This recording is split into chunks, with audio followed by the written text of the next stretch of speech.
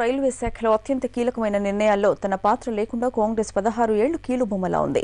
మిత్రపక్షాలకు చెందిన మంత్రులు తమ స్వరాష్ట్ర ప్రయోజనాలకు శాఖను చూస్తూ ఊరుకోంది. ఇప్పుడు తృణమూల్ రాజీనామాతో ఖాళీ అయిన చైర్ను తన దగ్గరే ఉంచుకోవాలని చూస్తోంది కాంగ్రెస్. యూపీఏ నుంచి తృణమూల్ వైదొలగడంతో రైల్వే శాఖ ఖాళీ అయింది. ముకుల్ రాయ్ స్థానంలో కాంగ్రెస్ నేత సిపి జోషి రైల్వే బాధ్యతలు చేపట్టారు. ఇలా 16 ఏళ్ల తర్వాత కాంగ్రెస్ నేతకు రైల్వే శాఖ దక్కింది.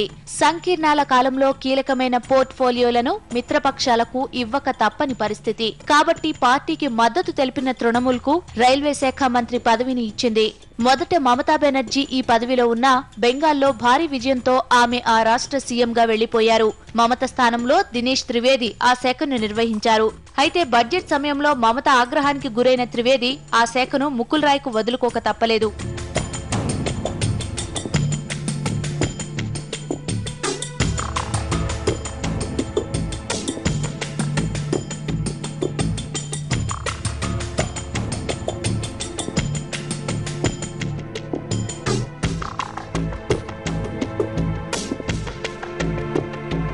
చివరిసారిగా రైల్వే శాఖను 1995లో సురేష్ కల్మాడి నిర్వహించారు. కానీ స్వల్పకాలంలోనే ఆ పదవి నుంచి వైదొలిగారు. చివరిసారిగా 5 ఏళ్లు రైల్వేలను చూసిన కాంగ్రెస్ నేత జాఫర్ షరీఫ్ 1991 నుంచి 1995 వరకు పదవిలో కొనసాగారు.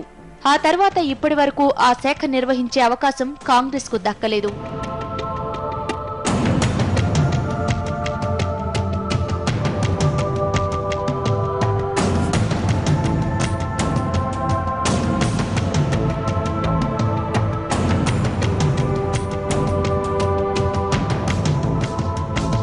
సిపి జోషికి పదవిని అప్పగించిన ఆయనకు ఈ శాఖ అదనమే. రోడ్డు రవాణా శాఖ మంత్రిగా సమర్థమైన సంస్కరణలు అమలు చేస్తూ వస్తున్న జోషికి ఇది ప్రమోషన్ లాంటిదే.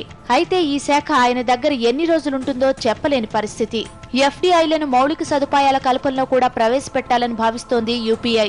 అలాంటప్పుడు కాంగ్రెస్ ఎజెండాని సమర్థంగా అమలు పరిచేందుకు రైల్వే శాఖ చక్కని అవకాశంగా ఉంటుంది.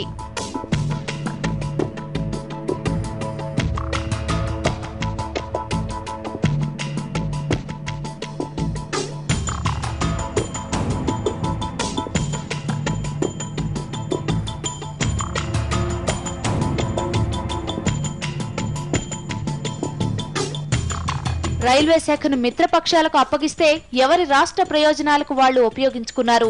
లాలూ ప్రసాద్ యాదవ్ ట్రైన్లను బీహార్ కు తరలిస్తే రామ్ విలాస్ పాస్వాల్ తన రాష్ట్రానికి ప్రయోజనం చేకూరేలా నిర్ణయం తీసుకున్నారు. ఇక మమతా బెనర్జీ అయితే ఏకంగా కొత్త ప్రాజెక్టులు చేయడానికి 70,000 కోట్లు పశ్చిమ బెంగాల్ కు కేటాయించారు. ఇలా స్వప్రయోజనాలకు ఉపయోగించుకోకుండా, రాజకీయ ఒత్తిళ్లు తలెత్తకుండా తన దగ్గరే రైల్వే శాఖను అంటిపెట్టుకోవాలని కాంగ్రెస్ భావిస్తోంది. 16 ఏళ్ల తరువాత వచ్చిన ఈ అవకాశాన్ని జారవిడిచే సమస్య లేదని కొందరు కాంగ్రెస్ నేతలు వాదిస్తున్నారు. అయితే మిత్రపక్షాలు మాత్రం తమకు చైర్ దక్కాల్సిందే అని పట్టుబట్టే అవకాశం ఉంది. వచ్చే మంత్రివర్గ విస్తరణలో ఈ విషయం మన్మోహన్ కు మరింత తలనొప్పిగా మారే అవకాశాలు స్పష్టంగా కనిపిస్తున్నాయి.